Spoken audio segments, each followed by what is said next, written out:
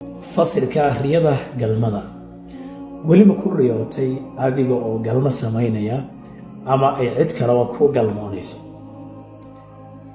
riyadan waa riyo aad iyo aad qariib u ah qofku marka uu ku riyoodana especially dadka reeraha leh waayo gabadh marwa oo la qabo oo haddana ku riyoonaysa iyadoo oo nin kale macaamilo ama u galmo la samaynayo ama nin xaaskiisii u joogto oo gabadh aan meher ugu xidhnayn macaamilo la samaynayo. guud ahaan riyada galmada maxaa lagu fasiraa?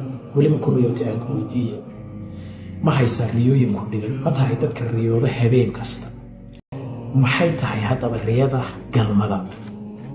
culammadu waxay ku tafsiiraan fasirka riyada galmada in qofku uu helayo waxyaabo farxad keliya, waxyaabo uu aad maqsuud uga noqdo inuu helayo.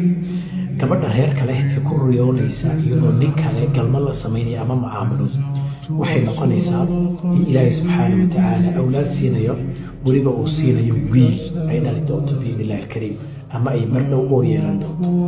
sidoo kale waxay tilmaamtaa labada qof ee markaasi lamaanaha ah ee dhexdooda ka dhaxayso iskhilaafka ama isjiijiidka hadday labadooda mid kamida ku riyoodaanna waxay tilmaamtaa xubbi iyo kalgacayl iyo jacayl iyo inay isa soo jiidan doonaan, dhexdana laga dhex qaadi doono wixii khilaafa ee dhexdooda dhex yaalay biidnillahi alkariim. gabadha singalka hadday ku riyootana waxay u tilmaamaysaa inay mar dhow guursan doonto, furihii guurkana gacanta laga saari doono mar dhow insha allah biidnillahi alkariim. abshir baa leeyahay singalada inta reeraha lana waxaa leeyahay ku bishaaraysta awlaad iyo maaragtay inuu guurku noqdo guur saldhiga oo xididaysta oo darsi saa u sii daysaan biidnillahi alkariim. وما سنتين. السلام عليكم ورحمة الله.